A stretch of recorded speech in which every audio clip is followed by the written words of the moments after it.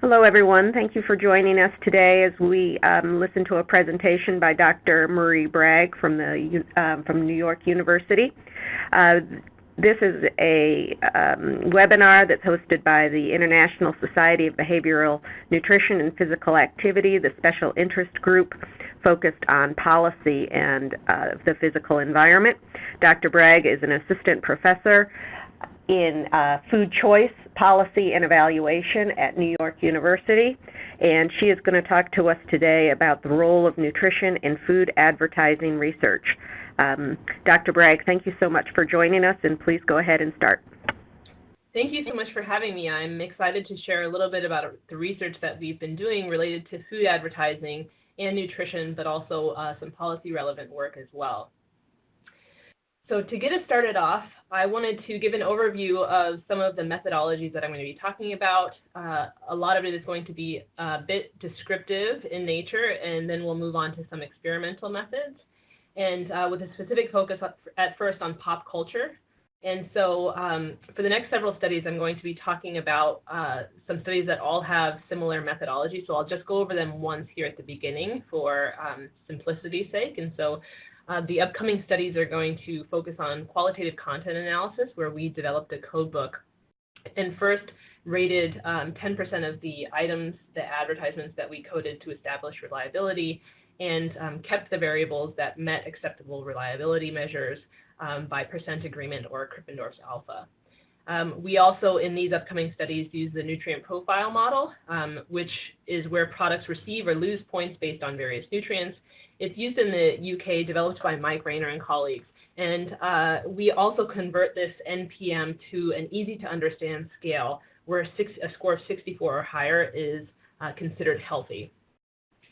And then finally, I'm going to discuss some Nielsen company marketing data. And what we're going to be talking about is gross rating points. GRPs is a measure of TV ads viewed per group. And the way it's broken down is that 100 GRPs is equivalent to one commercial, so the number of ads viewed by a particular person. So to kick us off, we'll start with Beyonce and some of her colleagues in pop culture and music in talking about their role in contributing to food marketing. And so, so one way to put this in context, I think, is to think through social media platform that we all know and love or hate to some degree. And so I want to focus on a few well-known companies, celebrities, and also health agencies. And so if you were to guess to yourself what the CDC or some of these other organizations had in terms of the number of tweets, the number of followers, and the number of people following them, that will help give us some context for just how large this food marketing issue is in the context of celebrities. So, so when we think about followers for the CDC, we're actually thinking about 672,000 followers. And when we move up to McDonald's, the number of followers spikes to 3.5 million, 10 million for Michelle Obama, 15.2 million for Beyonce, and notice she just has 10 tweets. So if I could generate 15 million followers in 10 tweets, I don't know what I would do with myself, but I'm far behind that. And then finally, the NFL, the National Football League in the United States, which is the major American football organization, has 24.5 million followers. And so when we think about who's disseminating information and how widely it's being disseminated, we really need to think about pop culture and common forms of media and how these different organizations and individuals might be reaching consumers. So the specific study I'll dive into is one that we published in Pediatrics in 2016 here from the NYU School of Medicine and NYU College of Global Public Health. And it was on the use of celebrity endorsements in food and beverage advertising. So the aims were to determine, basically to profile who's advertising, who's endorsing what's the nutritional quality, and how popular is this among teens. And so, so we created these profiles in one of the aims, assess the nutritional quality of the endorsed products, and also examined Teen Choice Award data to assess celebrities' popularity among adolescents. So in the United States, the Teen Choice Award data are where, the Teen Choice Awards are where awards are given out to music celebrities and different celebrities for their performance over the course of the year. And finally, to examine YouTube data to see how many times these advertisements were viewed on YouTube to see just how popular these sorts of endorsements were. So we looked at the Billboard Hot 100 and looked at ads such as the ones you see on your screen and combined them with these two other media sources. And what did we find? We saw that there were 163 unique music celebrities that covered 590 endorsements. And food and beverage endorsements were actually in second place for the top endorsement, right behind consumer goods. And so they made up, you can see with Drake there with his Sprite, they made up 18% of the overall endorsement picture.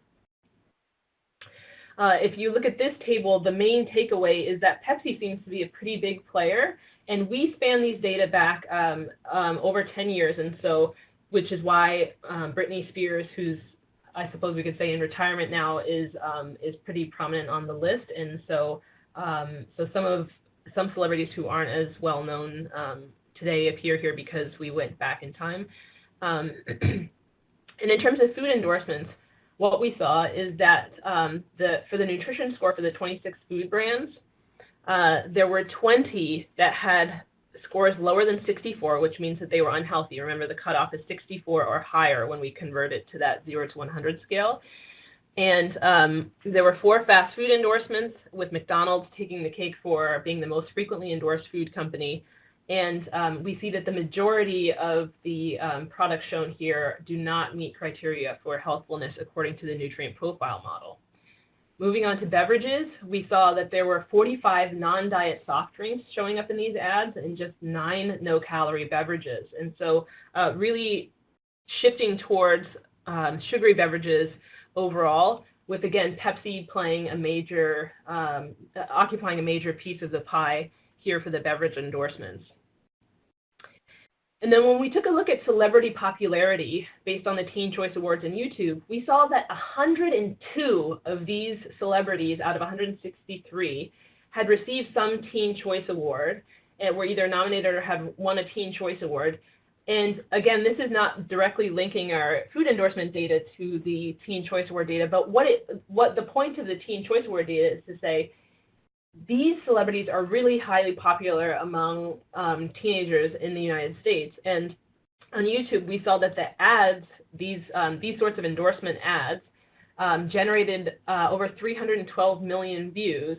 And sometimes it was product placements, as in Rihanna's song We Ride. Other times it was other sorts of music videos or promotions featuring the products. But it did show overall that music celebrities are playing a major role in food advertising. We did a similar study on sports sponsorship and food marketing, and this is actually in press currently. It was just published a few weeks ago. And so the similar methods, so I'm just going to dive right into the results because the aims and the methods were similar. So here we see, again, actually Pepsi is coming up as one of the top endorsers if you look across some of these sports organizations. And so this study was really looking at what is the nutritional quality of the types of sponsors that are associated with sports organizations in the United States. And I know you'll see FIFA on there, and FIFA is international. But starting from top to bottom, the National Football League is our American football. Little League is a youth baseball league. MLB is Major League Baseball, and NCAA is our College Athletic Association. PGA, professional golf, NBA, National Basketball Association, and then we have hockey, racing cars, and FIFA soccer. The UFC at the bottom is the Ultimate Fighting Championship, and it was the only organization among the 10 that had no food or beverage endorsements. And so basically what we did here was catalog the sponsor names, but also get a sense of their nutrition information based on the products shown in the ads. And just like in the previous study, most of the products were unhealthy, and food and beverage sponsors occupied the second largest category of sponsors behind automotive sponsorships. And so when we broke the organizations down by beverages, we saw that a lot of the beverages were coming up, again, from PepsiCo, and a lot of them were sugar-sweetened beverages, so that a lot of sugary soda, full-calorie fruit drinks, and one similar to that. And then when we looked at the Nielsen, so going back to those Nielsen GRPs, what we saw in this in the first column that says average number of impressions for viewers, we saw basically that these organizations have a lot of young people viewing them. So in the very bottom row, we can see that 412 million young people viewed these sports organizations' programs on TV collectively during 2015. And so, so it's a lot. They're seeing a lot of these programs, and then in the next column, we see that they're seeing a lot of ads for these programs, for these sorts of sponsorship commercials. And then third, we had a third study that I'll just touch on briefly. And so this one was looking specifically at professional athlete endorsements in the United States. And we saw that sporting goods, it makes sense that sporting goods would be the largest category. So these are brands like Nike or Adidas or Under Armour. They were the largest category of endorsements, but food and beverages came pretty close behind them. And the majority of food products were unhealthy according to the nutrient profile model, and the vast majority of beverages were sugar sweetened. And actually adolescents, using those Nielsen data, we saw that adolescents saw significantly more ads for these kinds of athlete endorsement products than adults and children. And specifically, LeBron James, who's in the National Basketball Association, Peyton Manning from the National Football League, and Serena Williams from tennis were three of the celebrities with the most endorsements. And so the big take-home from this study was that there are a lot of celebrities endorsing these sorts of products, and most of them are energy-dense, nutrient-poor products, and they have a lot of views associated with them. And one of the important things that we like to focus on for these kinds of studies is that by disseminating research through the media and trying to get more attention to the topic from consumers, one of the exciting changes that happened was a couple of years after media outlets like the LA Times and the Associated Press and others covered this study, Brita signed Steph Curry, who was at the time the National Basketball Association's most valuable player, so one of the most dominant players in basketball at the time, and he signed on to endorse Brita water filters. And the study from Pediatrics was actually cited there in the first line of their press release. And so it was a really exciting moment to see how we could use this kind of research to bring awareness to just how pervasive this issue is. And in the case of Steph Curry, the field of public health is fortunate enough to see a major celebrity standing up to promote a healthy beverage instead of a sugary beverage. And I did not receive any funds from Steph Curry for saying that. And we also had similar discussion around the music celebrity study. And so our hope is in the coming months with the sports sponsorship study, we'll be able to generate some dialogue among not only continued dialogue among the athletes, but also the music celebrities and the sports organizations who are all part of this picture of pop culture and food advertising. Some future work in this area could be related to looking into how these food companies endorse or sponsor different community organizations, because we know that they are often very generous in their support of different either educational organizations or different community organizations, and often these organizations may feel inadvertent or objective pressure to sort of support the industry when it comes to standing up against policies, like, for example, here, the soda ban or soda taxes. So now I want to move on to a bit of TV or more traditional advertising work with some outdoor food advertising before we move on. And so I'm going to quickly run through these 3 studies, which again all have similar methods. So we looked in the Lower East Side of Manhattan in New York City, New York, Accra, which is the capital city of Ghana, and then Harlem, which is an area of New York City as well. And we wanted to see what kinds of ads are being promoted and what's the nutritional quality. And so similar to the last study, we wanted to quantify the number and type of ads, catalog the themes, assess the nutritional quality, and we did this by sorting the products into different categories, again using the Codebook to qualitatively analyze things, and again using the nutrient profile model. So a sample Codebook item, this one was from the Lower East Side, which is a predominantly Chinese American neighborhood, and so this would be an example of a Codebook item asking the raters to identify what kind of beverage was shown in the advertisement.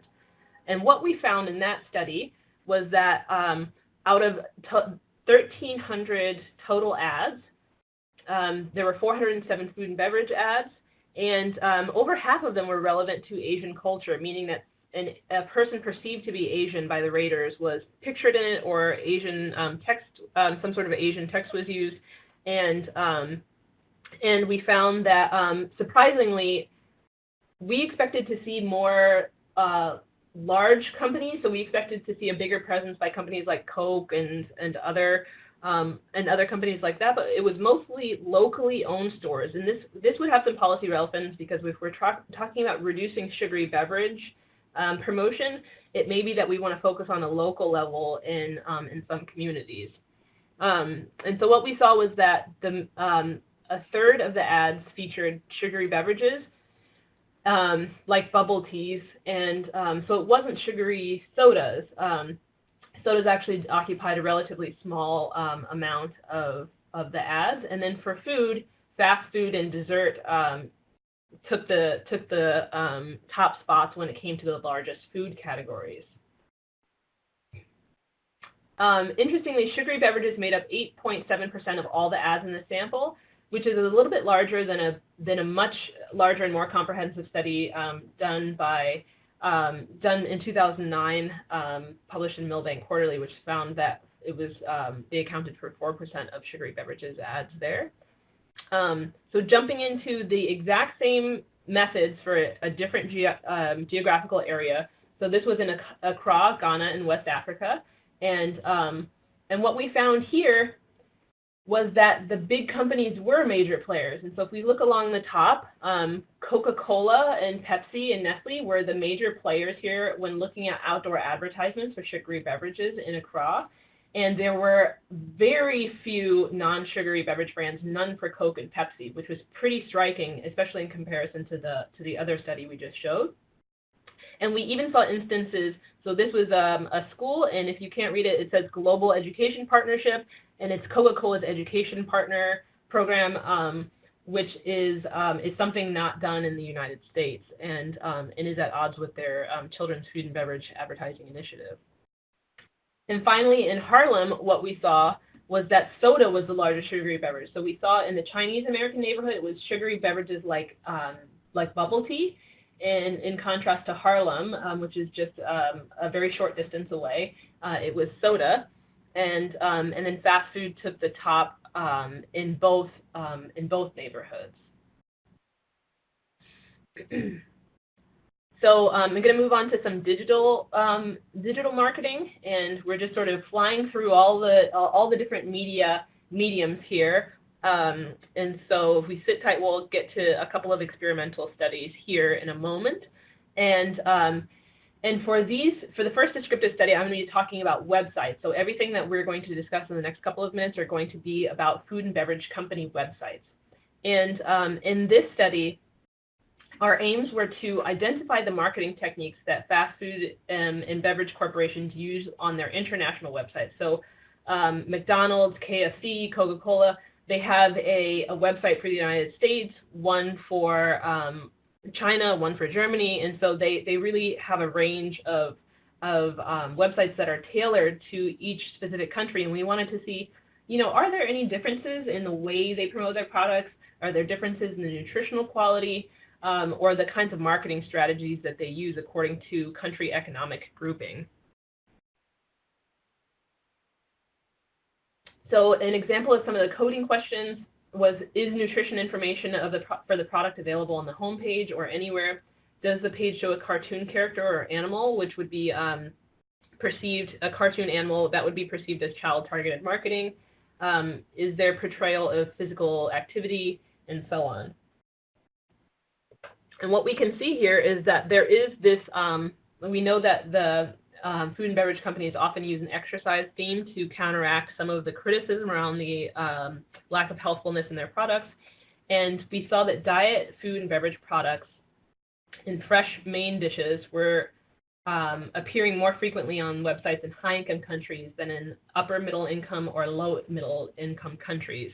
And so what this means is that in high-income countries, we were more likely to see salads and baked chicken as opposed to French fries and hamburgers or fried chicken. And lower middle income countries' web pages were more likely to reference a charity compared to higher income countries. Here are just a few samples of images that we saw, and overall we saw that 40% of the foods promoted on high income websites were diet or unhealthy options, and just 11% of upper middle income websites promoted healthy options on McDonald's websites. And it was down as low as 7% on the lower middle income websites. And I should specify that that we were looking at 16 websites overall in 8 different countries. An example that's worth highlighting is that McDonald's has a separate website depending on whether you state that you're living in southern or northern India, which have different economic classifications. And so the differences that we saw in the two areas, you would click whether you were in northern or southern India, and it would take you to a specific website for each.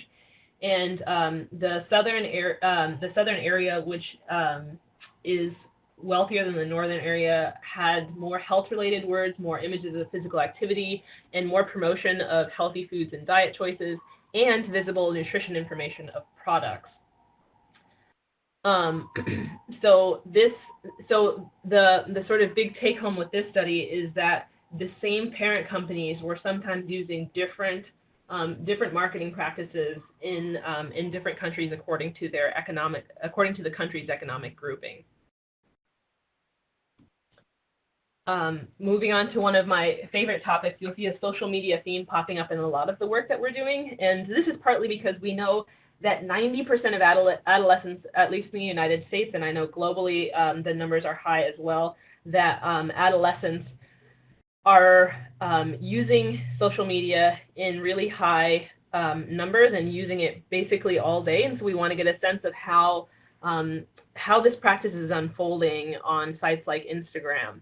And so in this study, we aim to quantify the growth of social media use by food companies over time. Again, similar to those other studies, catalog marketing themes and assess the nutritional quality. And we did this by collecting public information about the company's posts, using the content analysis codebook again, and the nutrient profile model. And so take a look at Coca-Cola Life there, because we're going to come back to some of the other brands owned by Coca-Cola and see how they differ from them. So what we saw here when we did a deep dive into 20 brands is that they have an enormous number of followers, and they interact with consumers a lot. So the column to the very right of your screen shows the number of times that consumers interacted with this brand on social media during just a 1-month period in 2017. And so you'll see for Coca-Cola, for example, consumers either liked or commented on or messaged Coca-Cola 13,000 times in October alone. And in Starbucks, the number was as high as 362,000. And then we see across the very bottom row that there are 568 social media accounts across 200 brands. And the reason for that is because these 200 brands can maintain accounts on Twitter, Instagram, Facebook, Tumblr, and at the time Vine, which is now no longer in existence. But you can see they generate, moving from left to right, They have nearly 1 billion followers, which is about 10% of the world's population, if my math is right, and then over 12 million posts on social media. And we see that the date of their first post was in 2007. And it was actually Taco Bell there on the left that in 2007 that first posted to social media. And in 2016, there was an enormous spike. So it's a 567% increase in the number of social media sites. We also saw that the majority of beverages were sugar sweetened, just like our other studies. And they span a wide range of social media accounts, and Coca-Cola Life had the closest to a healthy beverage, but KFC had the worst nutrition score, if that makes sense. And so just to contrast these two visually, so this is what I was mentioning was the Coca-Cola Life screenshot. So you've got your very healthy hummus lunch and watermelon there. And KFC, by contrast, has a giant bucket of chicken and mashed potatoes and Colonel Sanders fighting off flying fried chicken, it seems. And so a very interesting mix of images. And then these are the marketing themes here, and there are a lot of data, but what I want to draw your attention to is the Coca-Cola-owned brands. And so what we see here is that if we go down to Sprite, you can see that Sprite is using a lot more Black consumers in their ads, whereas they're using much fewer in the social media for Diet Coke, for Coke Life, and Coca-Cola. And so Sprite is one of their sugary beverage brands, and it seems as though they're targeting it to specific consumer groups. We see that a lot of the drinks are sugar sweetened, and that there are a lot of individuals ages 2 to 17 in some of the posts, and a lot of individuals following the brands. And so you can see in the third circle on the right that it's 12 million adolescents ages 17 or younger who are following these 20 food and beverage brands. And so the big take home from this study is that social media based food marketing is growing, it's big, and promoting a lot of unhealthy stuff, and there do seem to be some differences in the way companies are promoting these across different brands. Finally, I'm going to chat a little bit about a new study that we're working on that's still in development, but this is the pilot, some of the pilot work from it, and it's basically looking at academic donations to institutions from food and beverage companies, so to hospitals and many of the universities that we all work at receive these donations. So it's a very delicate subject because these companies are very generous with the funding that they provide to organizations, and a lot of times it's for student scholarships. And so what we're interested in finding is how large are these donations, and what sorts of organizations are they going to, and how can we start a dialogue around, or continue the dialogue around how to keep science objective and just understand what sorts of things these are going to. And so in these data, we found that Coca-Cola was one of the largest donors to these, along with General Mills and Mondelez. And some samples of some of the large donations here to different institutions around the world show a span of different years and different amounts, but often earmarked for academic or research purposes. Moving on to the last financial study. So this was a study we did a while ago in, I think, around 2010 or so, looking at the group called Americans Against Food Taxes. You may remember in 1994 that R.J. Reynolds, the tobacco company, started a coalition called Get Government Off Our Backs. And it was supposed to be a grassroots organization, but it was actually discovered that it was R.J. Reynolds who developed the coalition.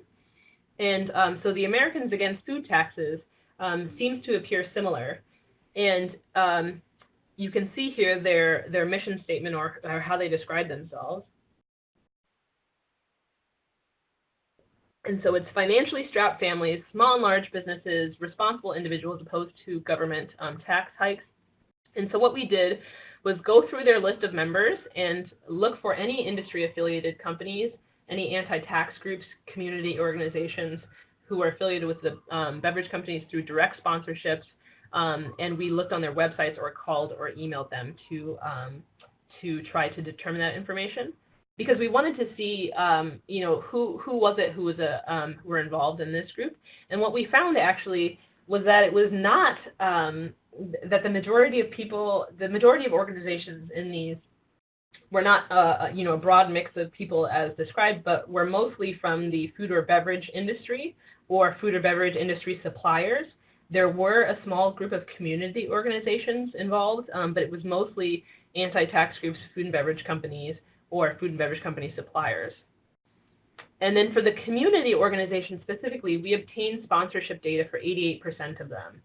And so what we found was that 93% of those were sponsored by or associated with the food industry in some capacity, and it was mostly Coca-Cola. And so this might involve having someone on their board of directors who was a representative of Coca-Cola. And similarly, 94% of these community organizations stated on the website that they provide services for African American or Hispanic populations. So again, a very an important subject to talk about and a complicated one because of the funding that's provided to these community organizations who might not have access to that sort of funding otherwise. But we need to be talking more about the pros and cons that come along with those sorts of funding sources, and be mindful that when we are thinking about being critical of this process, understanding just how complicated it gets and trying to come up with solutions that help protect the interest of the community organizations themselves. And so we found that there were 95,000 individual members of this Americans Against Food Taxes, which is actually equivalent to the population of Cambridge, Massachusetts, which is a relatively which is a city in the United States, but not one as large as it's not a very large place. And so so it begs the question: is this Americans Against Food Taxes, or is it the beverage industry against food taxes? And the data here, just publicly available data, suggests that this group is largely comprised of individuals associated with the food and beverage industry, as opposed to financially strapped families and concerned citizens generically. So that covers us for the descriptive statistics. I'm just going to go over a couple of experimental methods. So this section is much shorter, and we're in the home stretch here. And so moving on to some experimental studies. The first one I'm going to be talking about is from an NIH award that is focused on the impact of racially targeted food and beverage ads on adolescent health. And so for this study, we were interested in examining Black adolescents' responses to food and beverage companies on racially targeted and non-targeted ads, and assess how much they liked the ads and how willing they were to engage them, and how much they liked the brands as well. In terms of methods, we recruited 1,500 African American and white adolescents ages 12 to 17 years, and the food commercials either showed Black individuals or showed white individuals in the ads. And the adolescents completed the survey online through Survey Sampling International, SSI, and we asked them a series of questions about the ads, the brands, their own lifestyle, and about their ethnic identity, and compared differences in their responses. And so what we found for the brands that we used was that when we asked the consumers how much they liked the ads, there were more favorable responses in terms of emotional response from the Black participants, but interestingly, overall, the Black participants rated the ads as more trustworthy and liked the ad more, but the white participants also liked the ads just as much. And so it seemed overall that these sorts of ads the Black targeted ads were appealing to both to both Black and white adolescents. And so this is going into a little bit of detail about each specific commercial. And so you can see that there is a positive affect emotional response from Black participants with Black targeted ads. But even among the white participants, there's also a positive emotional reaction to the Black targeted ads. And so this speaks to the idea that what companies say as about Black consumers being cultural trendsetters in the United States for the rest of society, and we see a lot of celebrity endorsements among Black professional athletes, and it seems to be universally appealing among both Black and white adolescents. And so, so the more favorable response to some emotional aspects of the ads was found among the Black participants, and one of the aspects we're interested in focusing more on also is looking at the same topic among Latino adolescents, and so we'll move right into that. I believe is our very last one here in the last couple of minutes. And so in this study, when we were looking at Latino targeted food ads, so similar to the last one, that should say Latino and white adolescents, my apologies, ages 13 to 17 this time, and the ads were either Latino targeted or white targeted, and often we delineated that based on whether or not some Spanish was used in the ad. And so we used the same company and compared differences among the respondents. And so what we found was that about half of our sample was Latino, and they again filled out similar items about how much they liked the ad, the brand, what their purchase intentions were, and how likely they would be to follow the brand on social media. And what we found was that Latino adolescents scored the Latino targeted ads higher than the white adolescents did for both the ad, but also the brand. And so the take home here is that Latino adolescents are rating that they really like the Latino targeted ads, and they like them a lot more than the white targeted ads. This difference did not happen among the white adolescents, so it wasn't the case that the white adolescents liked the white targeted ads more. The white adolescents actually liked them all the same. They were also more willing to purchase the advertised product and more willing to engage with the brands on social media. And so when we think about nutrition science and food marketing, there's a lot, as we can see, there was a lot of nutrition data here. And so one of the things that we're constantly thinking about is what's the best way to present these data, because looking at grams of sugar versus whether or not it's a sugary beverage at all, and using NPI versus just plain caloric data can be challenging. And so the outcomes that we see, we're all interested in nutrition, so the outcomes are almost always everything is unhealthy. And so a big topic that we are always trying to tackle is how can we prevent individuals from becoming numb to the unhealthy nature of these ads, because at the end of the day, it's still very concerning that the majority of these kinds of ads are unhealthy. And then another topic that we're focused on is the ways to frame these nutrition messages are misleading. And so when we're talking about some of the athlete endorsement or celebrity endorsement pieces, we want to be thinking about, is it misleading or sort of disingenuous to have physically fit athletes endorsing these kinds of products. And so I think we are at 40 minutes, I believe, and so I will stop and take any questions that we might have. Well, thank you so much. It was really interesting. I have a whole bunch of questions, a lot of exciting stuff. So there's one thing that I've been thinking about, because within some data that we have, we can see the food purchasing of college students, and we're seeing that the majority of them are buying a lot of fast food and sugar-sweetened beverages and Starbucks and all that quite a bit, and that there's only very small populations within our data that are actually purchasing what I would call kind of healthy food. So I've been trying to think about why are all these kids buying really unhealthy foods. So your discussion about the food marketing really makes me think that that's an influence. And what I'm interested in is, what do you think the pathway is? Do you think the food marketing directly impacts what they're going to decide to purchase, or do you think that the marketing creates a social norm that it's okay to eat these foods, which then creates the purchasing and eating of these foods?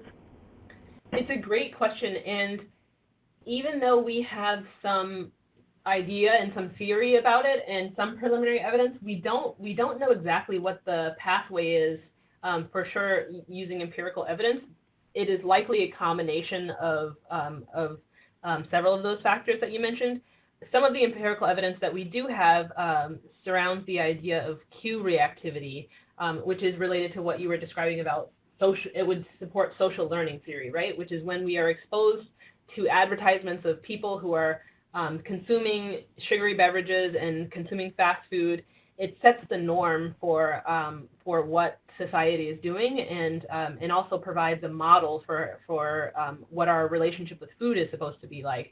And so one pathway may be that the repeated exposure to ads is setting us up to behave in accordance with what we're seeing, which is that responding to cues. And so we've seen loads of research with this around tobacco and alcohol consumption, in the sense that young people who are exposed to ads for those products are more likely to initiate them compared to people who are exposed to those ads less frequently. And then one of the aspects that I'm really fascinated in, particularly with the more recent forms of marketing, is what is happening in emotional pathways in terms of our connection to food products and brands, because we've seen companies shifting away from, the early models of advertising from 100 years ago, where someone is holding up a bottle of Coca-Cola and saying, "I drink Coca-Cola because it's refreshing." Although that was the model in the past, we've shifted more toward an image, a video where the Coca-Cola logo might not even be that prominent in it, but you can sort of see an adolescent boy drinking Coca-Cola as he's, I'm thinking of one ad in particular, as he's raising money, and the whole ad seems to be about him raising money to save to purchase a bicycle. And along the way, Coke appears as a sort of product placement in the commercial, and at the end, he's actually buying the bicycle for his younger brother for Christmas. And so it's this very heartwarming ad, because you're already proud of the kid for waking up early to sell newspapers and to offer to mow people's lawns, and then it turns out that he had been working so hard to give his little brother a present. And so that sort of emotionally compelling theme, I think, is another potential pathway that we don't really understand a lot about. Of course, the industry does, but I think it's a really great topic to keep looking into. Thanks. Yeah, that's kind of where I've been trying to kind of think through myself, because you kind of want to, I think it's kind of, at least what we've done in the past is kind of criticize people for choosing unhealthy foods, like you should know better kind of thing, but to try to understand why they're choosing that food, I think is something that we need to spend a lot more time thinking about.